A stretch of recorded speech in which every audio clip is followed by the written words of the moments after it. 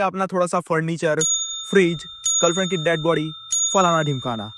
और अगले ही महीने वहां पे एक नया टेनेंट रहने के लिए आ जाता है। उसका नाम है बलवीर। वो बलवीर अपनी वाइफ और 2 बच्चों के साथ वहां पे रहने के लिए आता है। और अंकल उनको बोलते हैं कि वो एक ना एक दिन आकर वो कमरे में से सारा सामान ले जाके उनको कमरे की चाबी दे देंगे। लेकिन 5 महीने बीत जाते हैं। अंकल अभी तक सामान लेने के लिए नहीं आते हैं।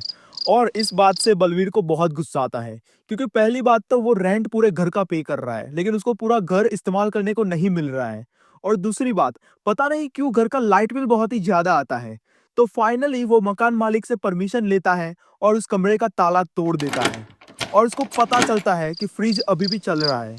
वो फ्रिज बंद करके उस कमरे को फिर से ताला लगा देता है। और कुछ ही दिनों में पूरे मोहल्ले में लाश की बदबू आना चालू हो जाती है।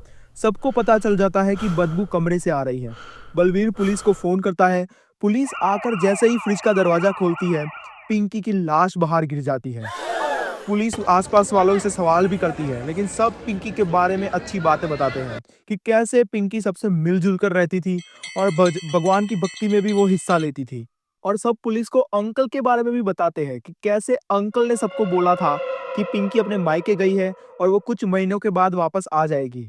पुलिस कुछ ही घंटों में अंकल को पकड़ लेती है। अंकल थोड़े से ही सवाल जवाब में सब बता देते हैं। वो अपने दोस्त विनोद के बारे में भी बता देते हैं। लेकिन पुलिस को विनोद को ही पकड़ने की जरूरत ही नहीं थी, क्योंकि विनोद ऑलरेडी किसी और क्राइम की वजह से जेल में था।